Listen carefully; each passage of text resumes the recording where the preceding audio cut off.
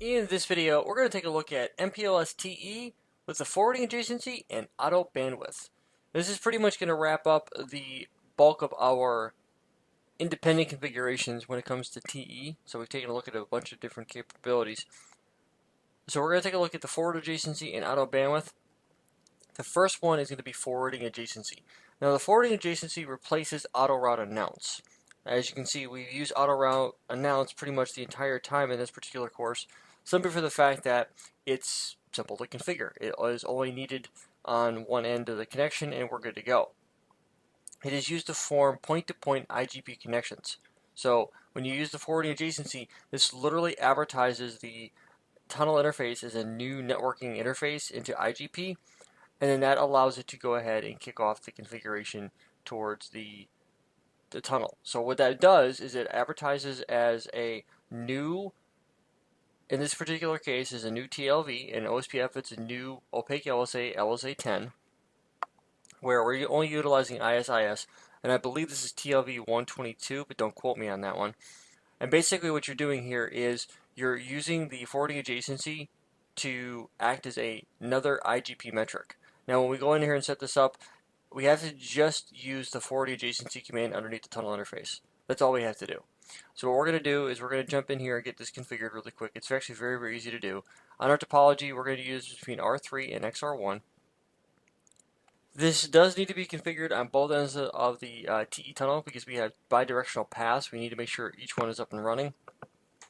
I have not tested this on a unidirectional tunnel. I've only tested this on a bidirectional tunnel where we are using TE going out and coming back. So that's where we're going to be focusing our time on. So I'm going to go ahead and go to interface tunnel 0, and underneath here I'm simply going to type in tunnel MPLS, and actually before I do that, let me do this real quick. This is a verification. Show run interface tunnel 0. I have removed all of the other configuration. So if we do a show IP interface brief, we do have the tunnel up, right? Signaling was good, but we're not actually using it yet. So if we do a show MPLS traffic engineering tunnels, you'll see that the path, everything was good. I'm using the explicit path that is operational. If we do a show MPLS forwarding table, what do you see not being leveraged? Right there.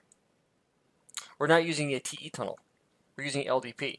So if we come in here and do a trace route, we're using LDP labels to get from R3 to XR1. Now on R3, in order to do this, and you can do this right, you can also see this here, show IP route. We're not leveraging the tunnel 0 configuration. We're using the exit interface. So what I'm going to do is I'm going to go to global config, interface tunnel 0, and type in tunnel MPLS forwarding adjacency, or traffic engineering, forwarding adjacency, and hit the enter key. That's all I have to do on this side. Do show MPLS forwarding table, and you're going to see that it doesn't really do anything at the moment. Do show IP route. It doesn't do anything. Now it's set up here. It went in 3 seconds ago, and now we've got TE labels configured, right? But this is unidirectional in this particular case. If we go back to XR3, or sorry, XR4, and do trace route, we're choosing the other path now. The labels change now. We're using TE labels, but this is from this is unidirectional essentially. So we're doing it unidirectionally.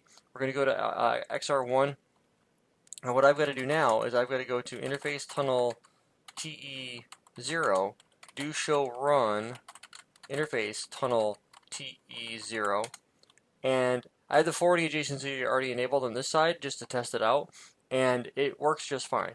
We come out here and do a yes, that's fine. Show config. Abort. Show MPLS forwarding table. We are leveraging the tunnel command here, which is right here, which is what we'd wanted to do. So now from R10's perspective, show show IP route. Trace route to 143.0.0.14 numerically, we're going to use TE tunnels to get there. So we're using XR1 to R1 to XR3 to R3, and then eventually to XR4. So that's how we're going about doing that. So that's how you would use the forwarding adjacency. It has to be enabled on both ends of the link in order for it to come up. Because if I go to XR1 and say go interface tunnel 0, or I'm sorry, interface tunnel TE0, and type in no forwarding adjacency,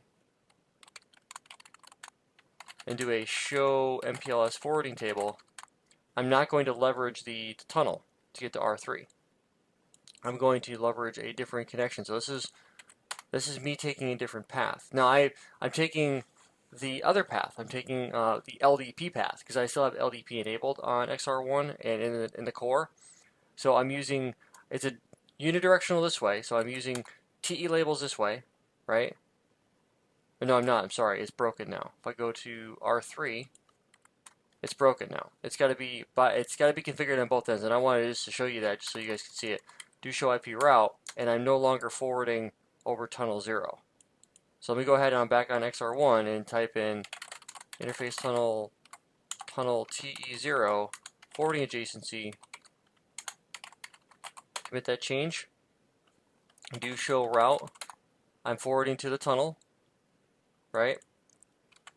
Do show MPLS forwarding. I am forwarding to the tunnel. Back on R10, I am taking the explicit path to XR3. And on XR4, I'm taking the explicit path. On R3, you can tell that by do show MPLS traffic engineering tunnel. You can see here that I'm using the explicit path, and that explicit path is dictated right here. XR3 to R1 to XR1 to its loopback. So that's how the forwarding adjacency comes into play. It's got to be configured on both ends. So it does not, from the testing that I haven't tested, be clear here. I've only tested this on a TE tunnel bidirectionally, meaning that R3 has a TE tunnel configured, and so does XR1 have a TE tunnel. I have not configured this on a TE tunnel where it is a unidirectional configuration. It doesn't make sense to configure it that way because you're assuming that two different routers are going to form an adjacency. Auto route announce gives you that flexibility where you can do unidirectional and not have to have return traffic back in. I could be wrong on that. I just haven't tested it out. So if you are interested in testing that feature out and that capability, more power to you. When I get into CCIE and starting that prep, I will definitely test that feature out and take a look at it. But for right now, the forwarding adjacency is up and working and all is well. So now that we've covered that, we're going to go back over here and take a look at bandwidth control. Now, this is auto bandwidth. Now, the auto bandwidth adjusts the bandwidth allocation for TE tunnels based on their measured traffic load. So what this basically does is it periodically changes tunnel bandwidth reservation based on the traffic output of the tunnel. The average output rate is sampled for each tunnel. The allocated bandwidth is periodically adjusted to be the largest sample for the tunnel since the last adjustment.